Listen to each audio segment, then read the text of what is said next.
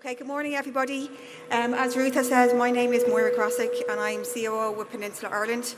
I've been working in the area of HR for going on over 2 decades, so don't calculate my age backwards. But there's no more now than I've ever seen before in relation to the focus that's on HR and employment legislation in particular. You're all welcome to the Business Expo today, and I'm sure it's going to be a fantastic day for everybody. I got the graveyard shift, so as I said to Ruth, it's downhill from here. Today I'm going to talk to you about some of the new areas of legislation that are coming on board over the next couple of months. And as business owners, managers, etc., it's really important that you know that this is coming and what the impact is going to have on you as a business and managing and employing people, but also it does have an impact on your costs. And that's something that you need to think about when you're setting your budgets, etc., for next year. So I'm probably going to talk for about 20 minutes or so. My colleagues are here as well, so we can ask some questions at the end. One of the first areas that I want to speak about is around statutory sick pay. So up until this point in time, there hasn't been any legislation or any requirement for employers to pay statutory sick pay, but that's going to change effective from January. So I'm going to talk a little bit about the detail around it and what that looks like. I'm going to talk about the work-life balance policies that has been a little bit in the media over the last couple of weeks, transparent and predictable working conditions, an extension of the whistleblowing that came into legislation earlier in the summer, distribution of tips, which the majority of people have probably heard about, and there's an automatic assumption that it's only going to affect the hospitality area, but there is actually a number of different businesses that do receive tips, etc. Then the right to request remote working that has been ongoing since the beginning of the year. And then I just want to touch a little bit on wastage policies and some energy saving policies that you may want to look at implementing as we go through the current energy crisis. So to kick off, I'm going to talk about the Statutory Leave Act that was signed into law in July of this year. It's a newly established statutory sick pay, and basically what that means is that it's going to oblige employers to pay sick leave over a phased basis in time. So if you have a sick leave policy in place already and you do pay your employees if they're out on sick leave, you may not need to do anything, but if you don't, then this is something that you really need to pay attention to. Employers will be obliged to pay employees who are absent for 3 days from the beginning of January. It does need to be certified sick leave, and that is even if it's only just for 1 day. This is going to increase over the next couple of years, but that comes around very quickly. So in 2024, it will increase to 5 days. In 2025, that will increase to 7. And by 2026, that will be 10 days or 2 weeks, which is quite a substantial amount of time. It's initially going to be capped at €110 per day, or 70% of somebody's regular earnings. It's important to note, however, that there are some exceptions in relation to employers who can make an application to the Labour Court in relation to it. I'm going to talk about that in a few minutes. So at this present moment in time, you need to review any illness policy, or at least put in place what you expect that you're going to need in relation to complying with the statutory sick leave. If you have a policy on place, you just need to make sure that you have it updated and it's in line with the current legislation or the legislation that's going to come on board. The other area that you really need to look at is in relation to your payroll and your time management systems, so that the time management systems and your payroll allows for you to be able to record it, because you will be required to make sure that you keep up-to-date records in relation to it. So you need to contact your payroll provider now, or if it's an in-house system, contact whoever's actually providing it to you and make sure that that's happening.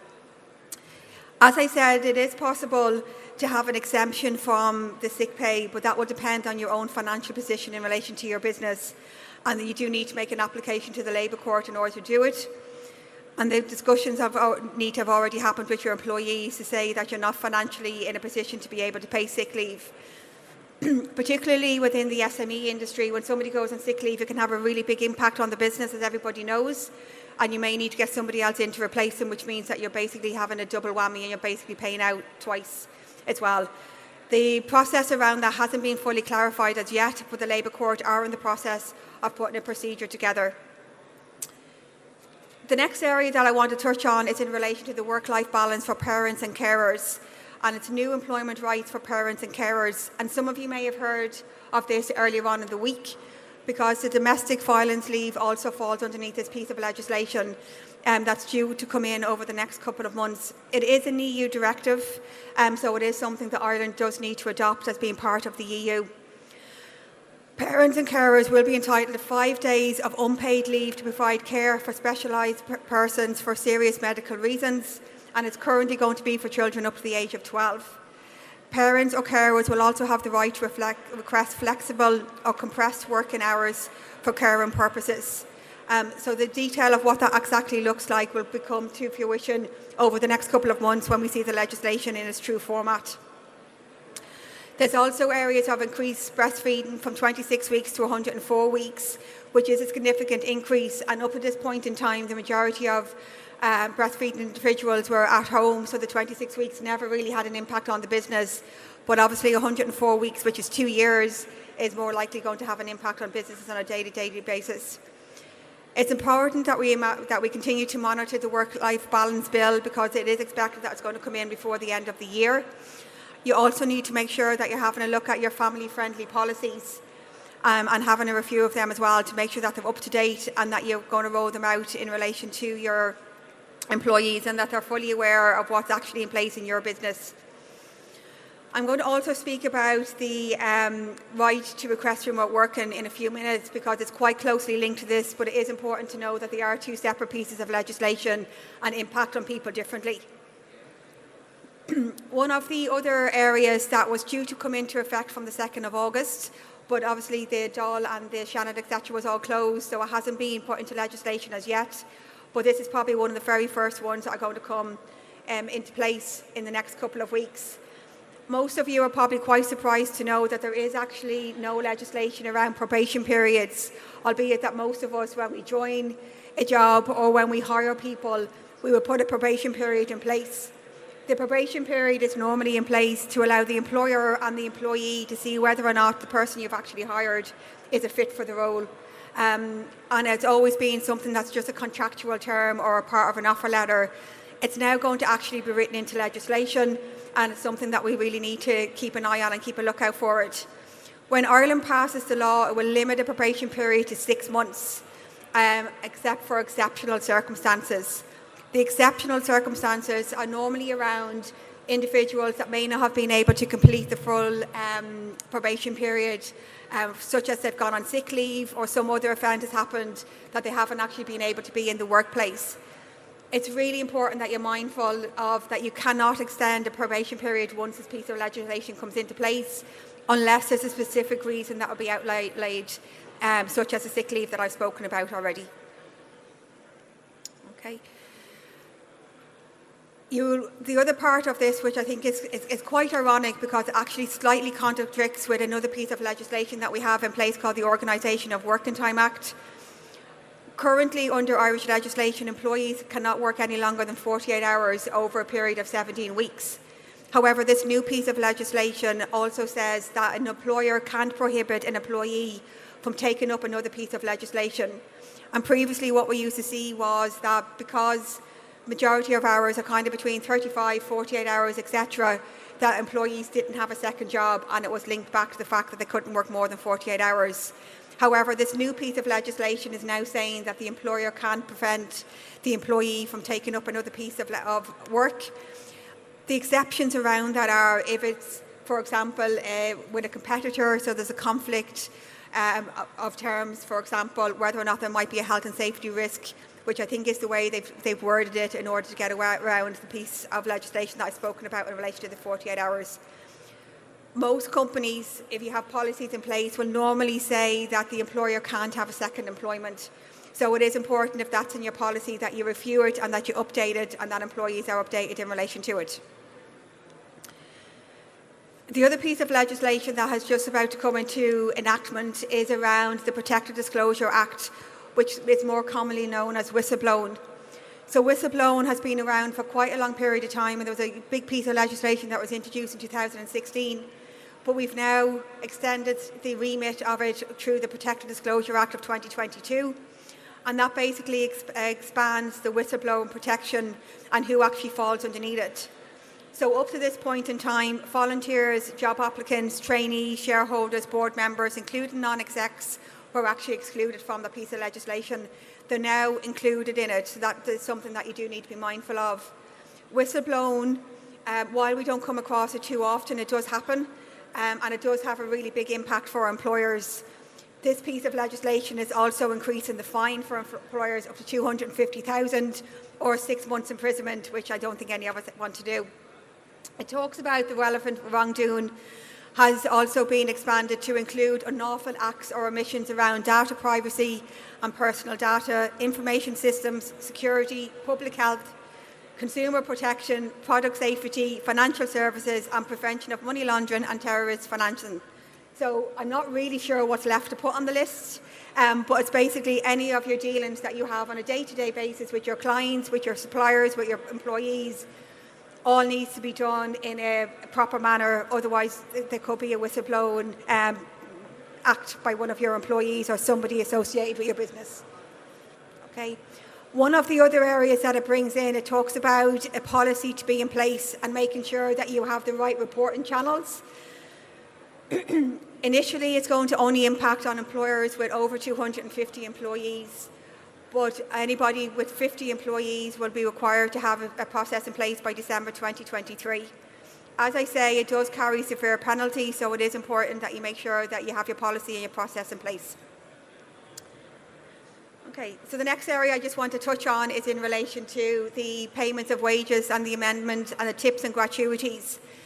So this is something that I think has got the media attention quite a lot over the last while, and it talks all about whether or not service charge that you pay in a restaurant or that you may give when you get a delivery, etc., whether or not that's a tip or a gratuity, and it's going to the actual individual. This piece of legislation clearly sets out that an employer cannot hold on to a service charge and also cannot form part of somebody's tips or gratuities as part of their wages or their make-up. Just to be mindful that albeit that it's most prevalent in the hospitality industry, we have to remember that it also includes hairdressers, beauticians, delivery people, taxi drivers, etc. So anybody who's really dealing with the public is obviously open to be able to receive a tip. It also it says that the employer or the business owner needs to make sure that it's actually displayed in the public eye to be able to see where exactly the gratuities and the tips are going to.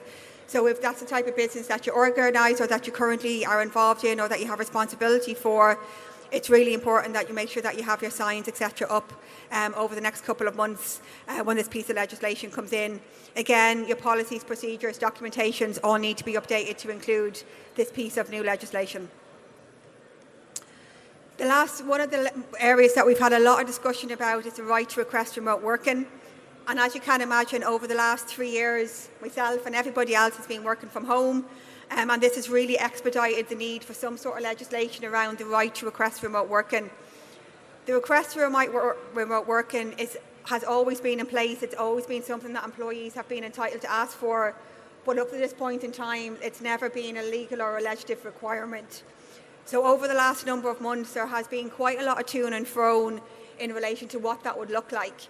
And ultimately, as it stands today, the employee will have a right to request remote working. However, the employer does not necessarily have to authorise that, so there's no legal entitlement to be allowed to work from home. What we're seeing from a HR trends perspective is that the majority of companies are implementing a hybrid working model, and the majority of people want a hybrid working model. So before this actually comes into a piece of legislation, there may be some mix changes in relation to it to mix it to a hybrid working model part of it.